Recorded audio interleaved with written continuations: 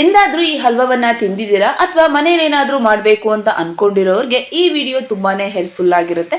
So ವಿಡಿಯೋವನ್ನ skip ಮಾಡದೆ ಕೊನೆವರೆಗೂ ನೋಡಿ. ಒಂದ್ಸಲ ನೀವು ಈ ಸ್ವೀಟ್ ಅನ್ನ ಮನೆಯಲ್ಲಿ ಟ್ರೈ ಮಾಡಿದ್ಮೇಲೆ ಸೊ ಮನೆಯಲ್ಲಿ ಪದೇ ಪದೇ ಮಾಡು ಅಂತ ಕೇಳೋದ್ರಲ್ಲಿ ಡೌಟೇ ಇಲ್ಲ.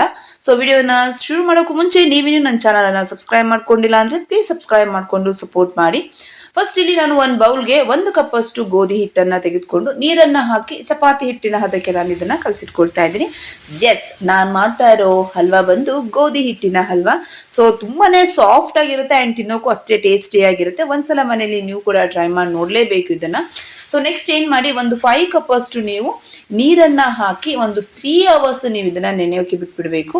ಸೊ ಒಂದು 3 ಗಂಟೆ ಆದ್ಮೇಲೆ ನೀವು ನೆಕ್ಸ್ಟ್ ಏನ್ ಮಾಡಿ, ಈ ರೀತಿ ಚೆನ್ನಾಗಿ ಕಿವುಚಿ ನೀಟಾಗಿ ಮಿಕ್ಸ್ ಆದ್ಮೇಲೆ ಸೊ ಏನಾಗುತ್ತೆ, ಮಿಲ್ಕ್ ರೀತಿಯದು ರಿಲೀಸ್ ಆಗುತ್ತೆ. ಈಗ ನಮಗೆ ಗೋಧಿ ಹಿಟ್ಟಿನ ಹಲ್ವಾ ಮಾಡೋಕೆ ಗೋಧಿ ಹಿಟ್ಟಿನ ಹಾಲನ್ನ ನಾವು ರೆಡಿ ಮಾಡ್ಕೊಂಡಿದ್ವಿ. ಈ ಒಂದು ಹಾಲನ್ನ ನೀವಿಗೆ ಸ್ಟ್ರೈನ್ ಮಾಡ್ಕೊಂಡ್ಮೇಲೆ ಏನ್ ಅಡಿಯಲ್ಲಿ ನಿಮ್ಗೆ ಸಿಗ್ತಾ ಇದೆ ಆ ಹಿಟ್ಟು ಸೊ ಇಡಿ ತೆಗೆದಿಟ್ಕೊಂಡ್ಬಿಡಿ.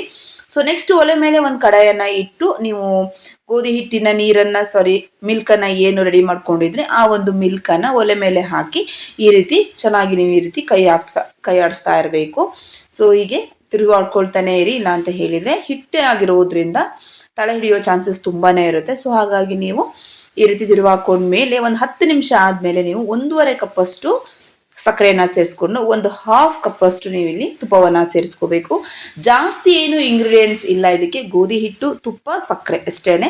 ಸೊ ಬೇಕಿದ್ದಲ್ಲಿ ನೀವು ಗಾರ್ನಿಶ್ ಆಗಿರ್ಬೋದು ಅಥವಾ ಮಧ್ಯದಲ್ಲಿ ಬೇಕು ಅಂದ್ರೆ ನೀವು ಗೋಡಂಬಿ ಬಾದಾಮಿಯನ್ನ ಸೇರಿಸ್ಕೊಳ್ಬಹುದು. ಬೇಡ ಅಂದ್ರೆ ಓಕೆ, ಸ್ಕಿಪ್ ಮಾಡ್ಕೊಳ್ಬಹುದು. ಸೊ ನೀವು ಬ್ಯಾಚ್ ವೈಸ್ ಆಗಿ ಹಂತವಾಗಿ ನೀವೇನ್ ಮಾಡ್ಬೇಕು, 1 ಟೇಬಲ್ ಸ್ಪೂನ್ ತುಪ್ಪವನ್ನ ನೀವು ಈ ರೀತಿ ಸೇರಿಸ್ಕೊಳ್ತಾ ಹೋಗ್ಬೇಕು. ಸೊ ಹೀಗೆ ತಿರುವಾಕೊಳ್ತಾ ಇರಿ. ಸ್ವಲ್ಪ ಗಟ್ಟಿಯಾಗಿ ಗೀ ರಿಲೀಸ್ ಆಗ್ತಾ ಇದೆ ಅಂತ ಅನ್ಸಿದ್ಮೇಲೆ ಅಗೇನ್ ನೀವು 1 ಟೇಬಲ್ ಸ್ಪೂನ್ ಅಷ್ಟು ಹಾಕೊಳ್ಳಿ. ಸೊ ಈ ರೀತಿ ನೀವು ತಿರುವಾಕೊಳ್ತಾನೆ ಇರಬೇಕು. ಸೊ ಅದನ್ನ ನೋಡಿ ಲಾಸ್ಟ್ಗೆ ಯಾವ ಒಂದು ಕನ್ಸಿಸ್ಟೆನ್ಸಿ ಬರುತ್ತೆ ಅಂತ ಹೇಳಿ ನಿಮ್ಗೇನೆ ಗೊತ್ತಾಗುತ್ತೆ. ಸೊ ನಾನಿವಾಗ 3ನೇ ಸಲ ತುಪ್ಪವನ್ನ ಸೇರಿಸ್ಕೊಂಡು ತಿರುವಾಕೊಳ್ತಾ ಇದ್ದೀನಿ. ಸೊ ಆದಷ್ಟು ನೀವು ತಿರುವಾಕೊಳ್ತಾನೆ ಇರಬೇಕು, ಇಲ್ಲ ಅಂತ ಹೇಳಿದ್ರೆ ಹಿಟ್ಟಾಗಿರೋದ್ರಿಂದ ತಲೆ ಹಿಡಿಯೋ ಚಾನ್ಸಸ್ ತುಂಬಾನೇ ಇರುತ್ತೆ. ಸೊ ನೆಕ್ಸ್ಟ್ ಸ್ವಲ್ಪನೇ ಹೀಗೆ ತುಪ್ಪವನ್ನ ಸೇರಿಸ್ಕೊಳ್ತಾ ಹೋಗಿ ಒಂದು 40 ನಿಮಿಷ ಆದ್ಮೇಲೆ ನೋಡಿ ಈಗ ಕಂಪ್ಲೀಟ್ ಆಗಿರುತ್ತೆ. ಸೊ ನೆಕ್ಸ್ಟ್ ಏನ್ ಮಾಡಿ, 5ನೇ ಸಲ ನಾನಿವಾಗ ತುಪ್ಪವನ್ನ ಸೇರಿಸ್ಕೊಳ್ತಾ ಇದ್ದೀನಿ.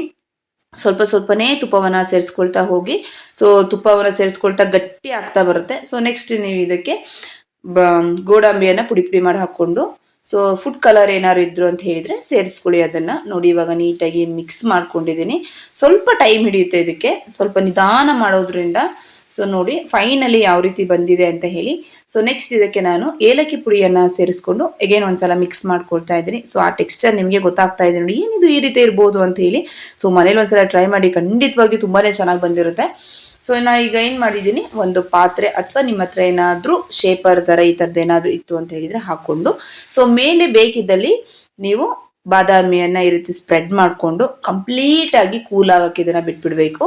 ಸೊ ನೆಕ್ಸ್ಟ್ ನೋಡಿ ಇವಾಗ ಕಂಪ್ಲೀಟ್ ಆಗಿ ಈಗ ಅದು ಸೆಟ್ ಆಗಿದೆ.